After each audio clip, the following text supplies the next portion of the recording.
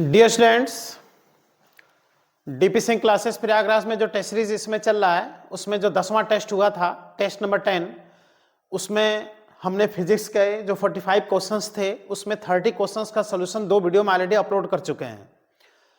I hope उसको आप लोग देखे होंगे। जो क्वेश्चन आपके डाउट होंगे उसको आप क्लियर कर लिए होंगे। और आज तीसरे वीडियो में इसके हम 15 क्वेश्चन जो बाकी हैं उसको हम ऑलरेडी सॉल्व करा दे रहे हैं। इसमें जो क्वेश्चन आपके गलत हुए होंगे उसको आप जरूर देख लीजिएगा, एनालिसिस कर लीजिएगा। तो आपको बता दें कि जो टेस्ट नंबर 10 हुआ था उसमें मैकेनिक्स के 2 टॉपिक आए थे, ग्रेविटेशन और सिंपल हार्मोनिक मोशन। बहुत इंपॉर्टेंट ये 2 टॉपिक हैं। ग्रेविटेशन से 2 क्वेश्चन श्योर आपको जेई और नीट एग्जाम में मिलेगा और एसएचएम से भी 1 क्वेश्चन श्योर मिलेगा। तो ये 2 टॉपिक मिला के 3 क्वेश्चन एग्जाम में आएंगे। बेटा माने रखता है 3 क्वेश्चन एग्जाम में।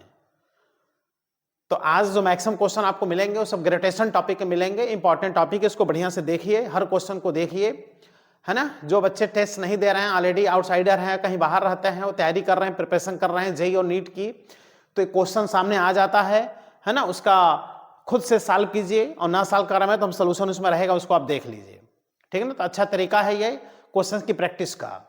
आइए स्टार्ट करते हैं। इसमें 30 क्वेश्चन ऑलरेडी हम सॉल्व करा चुके हैं, तो आज देखिए 31 से सॉल्व कराएंगे और 15 क्वेश्चन इसमें आज मिलेंगे, जिससे कि 45 क्वेश्चंस का सॉल्यूशन पूरा आपको अब मिल जाएगा। इसमें क्वेश्चन नंबर जो 31 है, satellite is orbiting the earth in a circular orbit of radius R, तो kinetic energy varies as R. Kinetic energy प्यारे बच्चों ऑर्बिटर रेडियस की इनवर्सली होता है, डायरेक्टली नहीं होता, है ना। एंगुलर मोमेंटम ये भी गलत है, लीनियर मोमेंटम आर के इनवर्सली ये भी गलत है, but frequency of revolution of varies as. तो प्यारे बच्चों आप लोग जानते हो कि टाइम पीरियड जो होता है वो केपलर लॉ को फॉलो करता है ना, इसके डायरेक्टली प्रोपोर्शनल होता है। ये होता है केपलर थर्ड लॉ। तो इसको अगर फ्रीक्वेंसी हम लोग लिख दें ना, तो सबको पता है कि भाई फ्रीक्वेंसी टाइम पीरियड के जस्ट अपोजिट होता है। तो ऐसे में ये हो जाएगा 1/r⁴/2। तो आंसर सीधा सीधा दिख रहा है, देखो 1/r⁴/2 जो फ्रीक्वेंसी ऑफ रिवोल्यूशन होगा वह टाइम पीरियड के जस्ट अपोजिट होने के कारण 1/r⁴/2 के डायरेक्टली प्रोपोर्शनल होगा। तो फोर्थ ऑप्शन एकदम क्लियर दिख रहा है। इसी को बोलते हैं बेटा केपलर थर्ड लॉ। केपलर जो थर्ड लॉ होता है वो सैटेलाइट के लिए भी और प्लेनेट दोनों के लिए वैलिड होता है। बस ये है कि प्लेनेट सन के अराउंड इलिप्टिकल पाथ में रिवॉल्व करते हैं, जो सैटेलाइट होते हैं अर्थ के अराउंड सर्कुलर पाथ में रिवॉल्व करते हैं। तो जब इलिप्स के लिए हम लोग देखते हैं, किसी प्लेनेट के लिए देखते हैं, तो वहाँ आर के स्थान पे semi major axis of elliptical path use किया जाता है, लेकिन सैटेलाइट के लिए सर्कुलर पाथ का रेडियस यूज किया जाता है। Next question Kepler second law के ये क्वेश्चन है, देख रहे हो केपलर सेकेंड लॉ।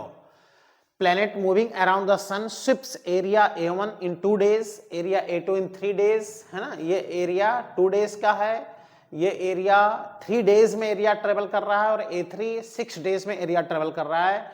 तो तीनों एरिया में रिलेशन हम लोग को जानना है।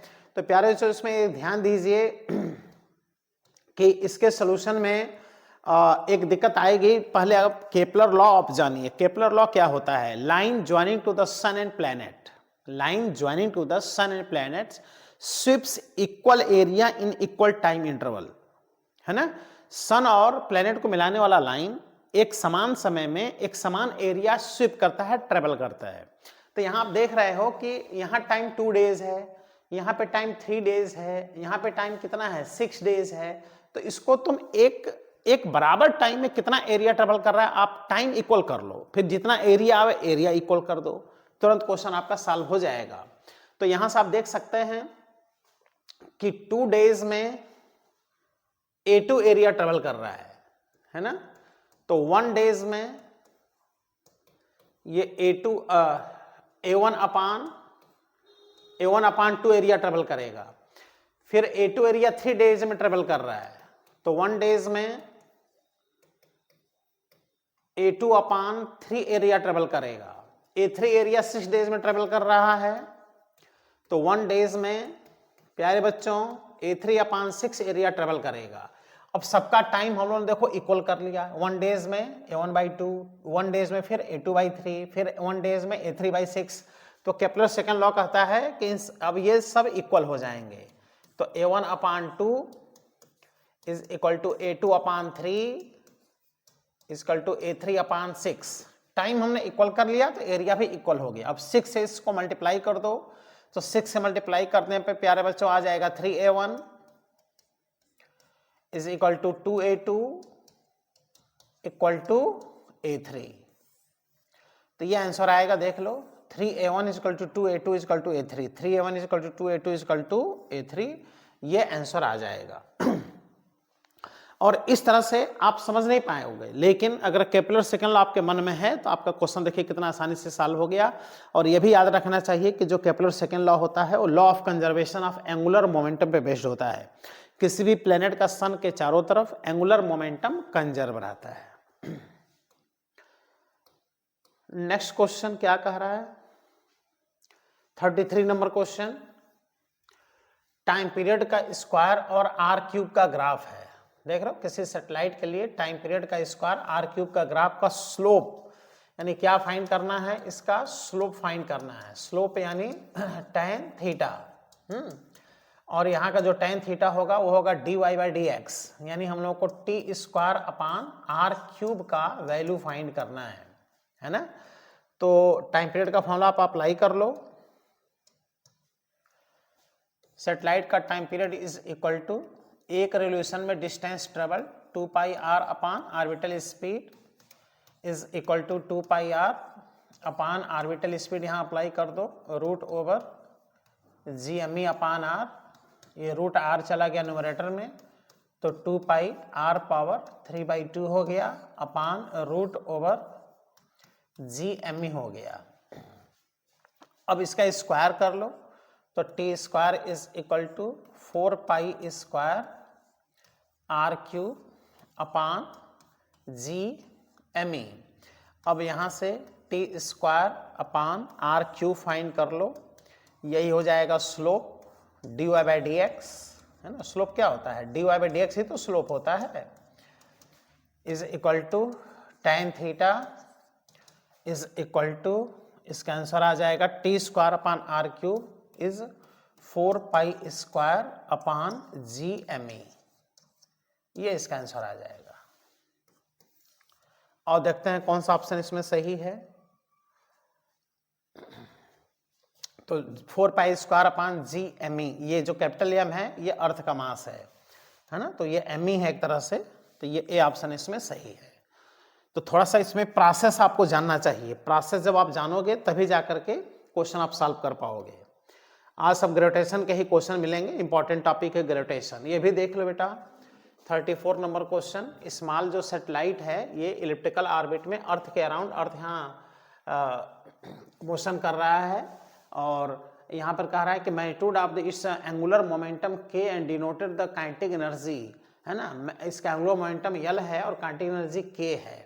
तो कह रहा है कि ऐसे में कौन सा ऑप्शन इसमें सही है। तो जो सैटेलाइट रिवॉल्व कर रहा है यहाँ पर अर्थ के चारों तरफ, ये क्या किया है, small satellite is elliptical around, मतलब सर्कुलर पाथ में रिवोल्यूशन होता है किसी भी सैटेलाइट का, बट यहाँ पे इलिप्टिकल पाथ दे दिया है, तो एकदम प्लेनेट का सन के अराउंड जो रिवोल्यूशन होता है वही कहानी यहाँ भी लगेगा। तो एंगुलर मोमेंटम कंजर्व रहता है, तो 1 पे जो एंगुलर मोमेंटम होगा वही 2 पे एंगुलर मोमेंटम होगा। लेकिन यहाँ पे दूरी आप देखिए कम है और यहाँ दूरी ज़्यादा है, तो जहाँ पे दूरी कम होगी वहाँ काइनेटिक एनर्जी ज़्यादा होगा, और यहाँ पे दूरी ज़्यादा है तो काइनेटिक एनर्जी कम होगा, तो K1 इज लेस देन क्या होगा प्यारे बच्चों, K2। तो आप यहीं से भी आंसर पकड़ सकते हो, L1 is equal to L2 यहाँ दिख रहा है, K2 मोर देन K1 यहाँ दिख रहा है, डी ऑप्शन इसमें सही है। जहाँ पे डिस्टेंस कम होता है वहाँ पे स्पीड काइनेटिक एनर्जी ज़्यादा होती है, because angular momentum of planet around sun और angular momentum of satellite around earth always remains constant because no any torque acting on it. Torque जब एक्सटर्नल टार्क 0 होता है तो एंगुलर मोमेंटम कंजर्व रहता है। आइए प्यारे बच्चों नेक्स्ट क्वेश्चन देखते हैं, 35 नंबर क्वेश्चन। अब ऐसे क्वेश्चन पे थोड़ा सा ध्यान देना चाहिए कि ये जो फोर्स का डिपेंडेंसी देखो आर इनवर्स स्क्वायर लॉ को फॉलो करता है फोर्स, लेकिन यहाँ पे आर क्यूब के इनवर्सली प्रोपोर्शनल है। तो ऐसे में कह रहा है कि orbital speed of satellite varies, orbital speed किस तरह से वेरी करेगा। तो जो इस पे फोर्स लग रहा है वो डायरेक्टली प्रोपोर्शनल टू 1/r³ है, तो force is equal to constant K upon हो जाएगा प्यारे बच्चों r³, और इसी को आप कह दोगे centripetal force. Centripetal force is equal to K upon r³। Process से क्वेश्चन करना चाहिए, स्पीड फाइंड करना है, तो mv स्क्वायर अपान r लिख दीजिए, is equal to constant k upon r cube आ जाएगा। यहाँ से एक r कट जाएगा, k कांस्टेंट है, m कांस्टेंट है, तो v square directly proportional to 1 upon r square आ जाएगा, क्योंकि एक r से एक r यहाँ पे कैंसिल हो चुका है, रूट ले लीजिए, v directly proportional to 1 upon r आ जाएगा। तो जब भी फोर्स की डिपेंडेंसी जब भी इनवर्स स्क्वायर लॉ से हट के अगर दे, तो ये मन में बैठाइए बेटा कि प्रोसेस से क्वेश्चन कीजिए, जो फोर्स दिया है उसी को सेंट्रीपेटल के बराबर करके क्वेश्चन सॉल्व करने का प्रयास करना चाहिए। तो ऑर्बिटल स्पीड यहाँ पर r के इनवर्सली प्रोपोर्शनल है, यहाँ पे सही ऑप्शन फर्स्ट ऑप्शन है। Question number 36, two satellites of earth S1 S2 are moving in the same orbit. देख लो, अगर दो सैटेलाइट जिनका मास कम और ज्यादा हो एक ही ऑर्बिट में रिवॉल्व कर रहे हों, तो ये क्लियर होना चाहिए कि orbital speed of satellite is not depend upon mass of the satellite. ये पहले मन में बैठा लीजिए तो आंसर तुरंत मिलेगा। तो देखो, और यहाँ भी कह रहा है कि जो मास है S1 का 4 टाइम्स S2 के रिस्पेक्ट में ज्यादा है, तो potential energy of the potential energy of the earth and satellite in the two cases are equal. गलत हो गया, पोटेंशियल एनर्जी बेटा उस सैटेलाइट के मास पे डिपेंड करेगा। S1 and S2 are moving with same speed, सीधा आंसर मिल गया, क्योंकि ऑर्बिटल स्पीड का फॉर्मूला होता है √g अर्थ का mass me upon orbital radius r, that is orbital speed is not depend upon mass of satellite. Mass of satellite पे depend नहीं करता, तो सीधा सीधा बी ऑप्शन मिल गया। Kinetic energy of the two satellite are equal. कहां से काइनेटिक एनर्जी इक्वल हो सकता है? काइनेटिक एनर्जी तो सैटेलाइट के मास पे जाएगा और मास अलग अलग है। The time period of S1 4 times, time period जब स्पीड जब सेम होगा तो टाइम पीरियड भी सेम होगा, इसलिए ये भी गलत है, ये भी गलत है। सीधा आंसर यह है, तो ये मन में रखिएगा। जिस तरह से होता है ना escape velocity at earth surface is not depend upon mass of projected body, उसी तरह से orbital speed of satellite is not depend upon mass of the satellite. एक ही ऑर्बिट में कई सैटेलाइट एक साथ रिवॉल्व कर रहे हों, उनके अलग अलग मास हों, तो स्पीड सबकी क्या होती है? सेम होती है। 37 नंबर क्वेश्चन में क्या कह रहा है प्यारे बच्चों? Uniform spherical shell gradually expends maintaining shape. एक से ध्यान दो, स्फेरिकल सेल की बात कर रहा है, तो spherical shell is hollow sphere, है ना? ये हॉलो स्फेयर है, इसका रेडियस है इट इज HS यानी हॉलो स्फेयर, ये इसका सेंटर है।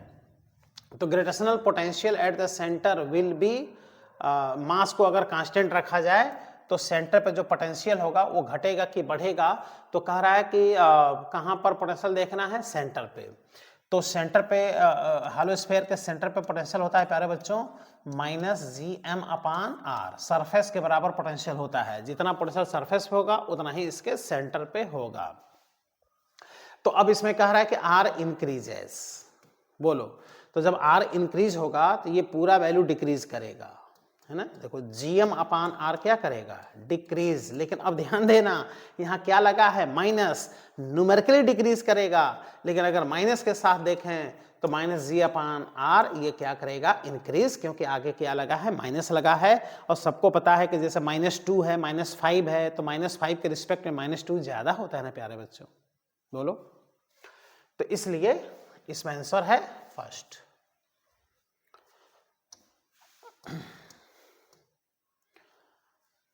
Thirty-eight number question, uniform solid sphere of mass m and radius a is surrounded by symmetrically by the uniform thin spherical shell of equal mass and radius 2a. The gravitational field at the distance 3a/2 from the center. ये a नहीं है, केवल इतना है। देखो 3a/2 पर potential gravitational field बताना है। ग्रेविटेशनल फील्ड बताना है मतलब इंटेंसिटी बताना है ना? तो इसका हम डायग्राम बना लें। एक सॉलिड स्फीयर है जिसका रेडियस a है, ये सॉलिड स्फीयर है, मास इसका m है। एक दूसरे स्फीयर से ये सराउंडेड है, इसके चारों तरफ एक दूसरा स्फीयर है जो स्फेरिकल सेल है, यानी यह है प्यारे बच्चों हॉलो स्फीयर। और कह रहा है इसका भी मास कितना है? m, इसका भी मास है, लेकिन इसका जो रेडियस है ये 2a है, 2a रेडियस है ना? अब कहाँ का पूछ रहा है? देखो ना, r is equal to 3a/2, 3a/2 मतलब 1.5a, तो 1.5a जो देखो 2a से कम है, मतलब वो पॉइंट कहीं यहाँ आएगा, ये ध्यान देना चाहिए कि आखिर वो पूछ कहाँ रहा है। तो ये पॉइंट कहीं यहाँ आएगा और यह है 3a/2, है ना। तो ये फर्स्ट स्फेयर हो गया, ये सेकंड स्फेयर हो गया। अब P पॉइंट पर हम लोग को इंटेंसिटी बताना है, तो P पॉइंट पे जब हम लोग इंटेंसिटी, सॉरी ये पोटेंशियल हमने लिख दिया इंटेंसिटी होना चाहिए। तो P पॉइंट पे अगर हम लोग ग्रेविटेशनल फील्ड इंटेंसिटी अगर देखें तो ये इंटेंसिटी पहले दूसरे दोनों के द्वारा बनेगा, तो intensity due to first plus intensity due to second. लेकिन जो पहला वाला है इसके लिए तुम आप देखो कि ये आउटसाइड पॉइंट है, और आउटसाइड पॉइंट पे इंटेंसिटी होता है gm अपान डिस्टेंस का स्क्वायर।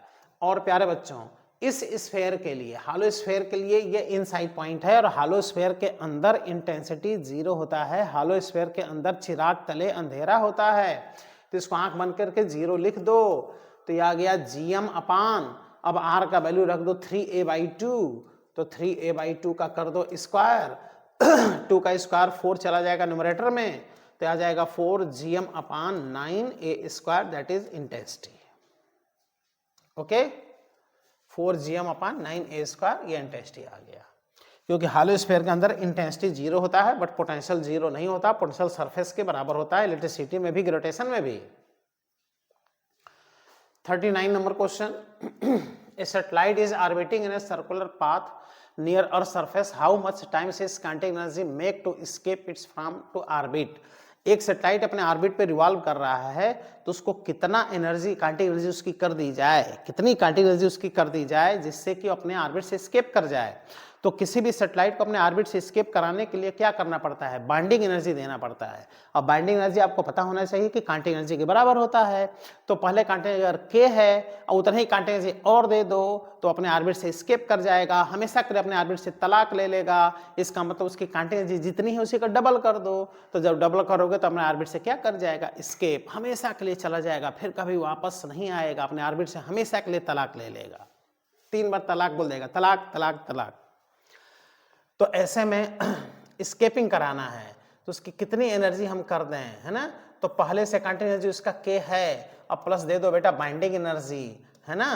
तो k अब बाइंडिंग एनर्जी प्यारे बच्चों काइनेटिक एनर्जी के ही बराबर होता है, यानी अगर काइनेटिक एनर्जी को डबल कर दें तो अपने ऑर्बिट से क्या कर जाएगा, एस्केप कर जाएगा।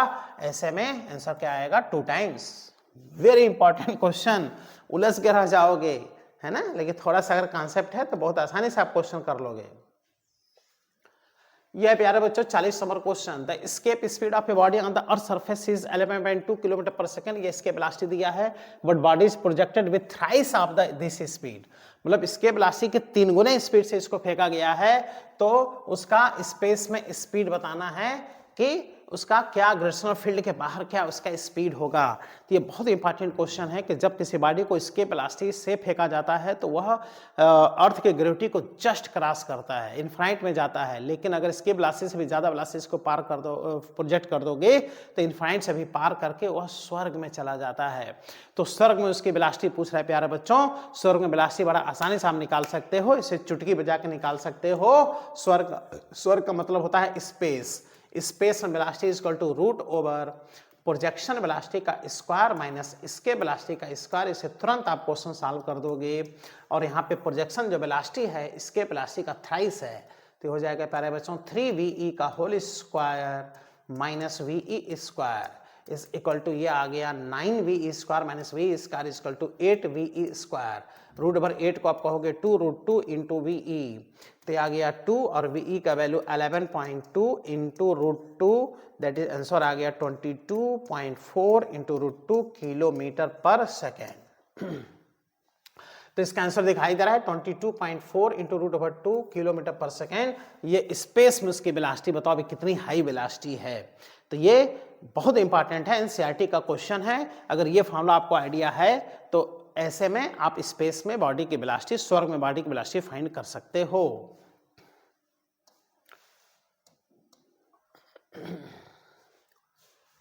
Question number 41,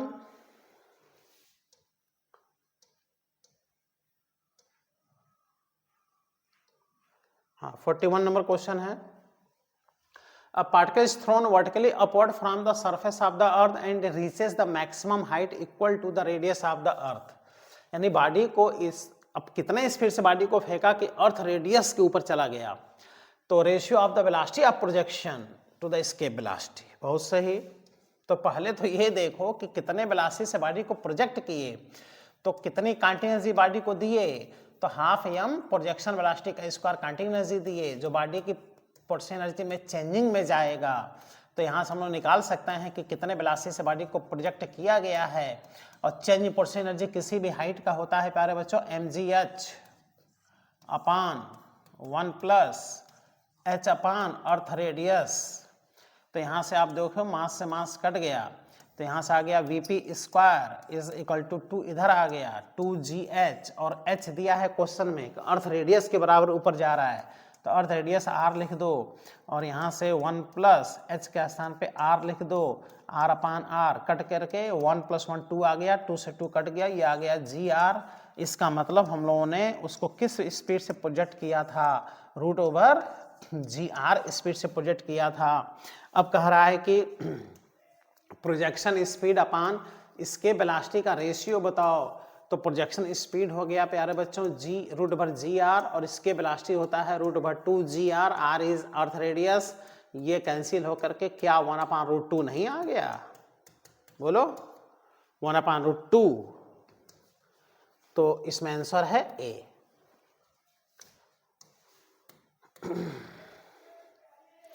forty 42 number question में क्या कह रहा है, व्हाट इज द डेप्थ। देख लो डेप्थ, कितने डेप्थ पर अर्थ सरफेस नीचे चले जाएं जहां पे ग्रेविटी ओरिजिनल ग्रेविटी का 1 अपान n हो जाए। एकदम आसान है ना। डेप्थ पर बस फॉर्मूला आपको पता होना चाहिए डेप्थ का। तो डेप्थ पे फॉर्मूला होता है प्यारे बच्चों g डैश बराबर g 1 minus d upon earth radius r। g dash का वैल्यू g अपान n लिख देना है, यहाँ से g, और ये 1 minus d upon earth radius r। g से g कट गया, और यहाँ से बच गया 1 upon n is equal to 1 minus d upon r। तो यहाँ से प्यारे बच्चों d upon r is equal to आ गया 1 minus 1 upon n, that is d is equal to r n minus 1 upon n। तो यहाँ से हम लोग को d फाइंड करना है, तो d is equal to r bracket में n माइनस 1 अपान n, ये आंसर आ जाएगा। तो ये है देखो r n minus 1 upon n, B option सही है।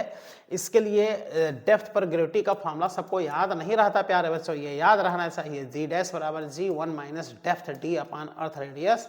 ये फॉर्मूला अगर याद है तभी आप क्वेश्चन इस पे कर पाओगे, खूब आता है क्वेश्चन इस पे एग्जाम में। 43 थ्योरेटिकल क्वेश्चन है। 2 astronauts are floating in gravitational free space after the having lost contact with their spaceship. The two will, मतलब स्पेस जो शटल होता है उससे 2 एस्ट्रोनॉट हैं, 2 पर्सन वो स्पेस में गए जहाँ पे ग्रेविटी नहीं काम कर रहा है, और वो स्पेसशिप से अलग हो गए। तो अलग होकर के क्या स्पेस में चले जाएंगे? नहीं, उन दोनों के बीच आपस में अट्रैक्शन लगेगा, क्योंकि दोनों मैन का, दोनों पर्सन का अपना एक मास है, उनमें अट्रैक्शन लगेगा, है ना। तो इसके वजह से दोनों एक दूसरे के पास आएंगे, इसलिए इसका आंसर है देखो मूव टुवर्ड्स ईच अदर, एक दूसरे की तरफ मोशन करेंगे, क्योंकि आपस में उनमें क्या होगा? अट्रैक्शन, क्योंकि मास मास में क्या होता है? अट्रैक्शन होता है।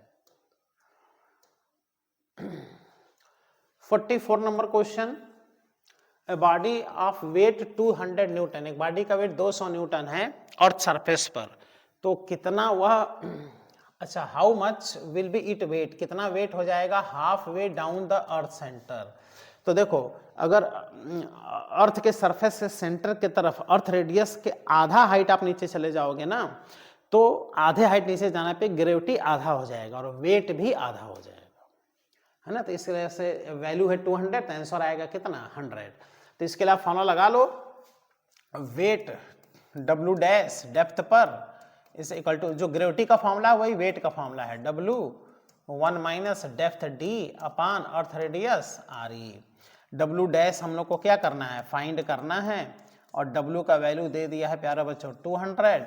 1 माइनस कितना डेप्थ पे जाना है? हाफ वे डाउन, यानी यहाँ पे RE/2 लिख लो, और RE पहले से है, तो आप लोग देखो आरी सारी कट गया और ये आ गया 200, 1 minus 1/2 is equal to 200/2 is equal to 100 newton का वेट रह जाएगा, आधा वेट रह जाएगा 100 न्यूटन। तो प्यारे बच्चों ये 45 नेक्स्ट और लास्ट क्वेश्चन है जिसमें कि यहाँ एरो नहीं रहेगा, यहाँ पे 2 पार्टिकल ये हैं, है ना, मिस्टेक से एरो लग गया है और ये सेंटर है, आर दूरी पर है, पी पॉइंट पर ग्रेविटेशनल फील्ड स्ट्रेंथ बताना है, इंटेंसिटी बताना है। तो कोई दिक्कत नहीं है, इसको मिला लो, इसको मिला लो और ये मास अपना इंटेंसिटी पी पॉइंट पे इधर बनाएगा ई, ये ई इधर बनाएगा इंटेंसिटी टुवर्ड्स, और इस एंगल को थीटा मान लो, इस एंगल को थीटा मान लो और इसको आप इसका कंपोनेंट ले लो, तो ई का इधर कंपोनेंट हो जाएगा ई साइन थीटा, इस वाले का ई कंपोनेंट ई साइन थीटा और कास से अटैच कंपोनेंट इसका E cos theta, E cos theta मिलके प्यारे बच्चों यहाँ 2e कॉस थीटा हो जाएगा। यानी यहाँ सब समझ में आ गया कि पी पॉइंट पे जो टोटल इंटेंसिटी होगा ये कैंसिल हो रहा है, केवल 2e cos थीटा इंटेंसिटी यहाँ पर बचेगा। अब E क्या है? E है एक मास की इंटेंसिटी इतने दूरी पर, ये दूरी होगा पाइथागोरस लगा के √r² प्लस x², तो हो जाएगा gm अपान √r² प्लस x² का whole square into cos theta equal to base upon hypotenuse, base x है और हाइपोटेन्यूज ये वाला वैल्यू √r² प्लस x² होगा, तो हो जाएगा √r² प्लस x², तो ये आ गया 2gm इंटू एक्स अपान, इसको आपस में मिला लो तो r² प्लस x² पावर कितना आ गया 3/2। तो आंसर दिख रहा है, देखो 2gm इंटू एक्स अपान r² प्लस x² पावर 3/2।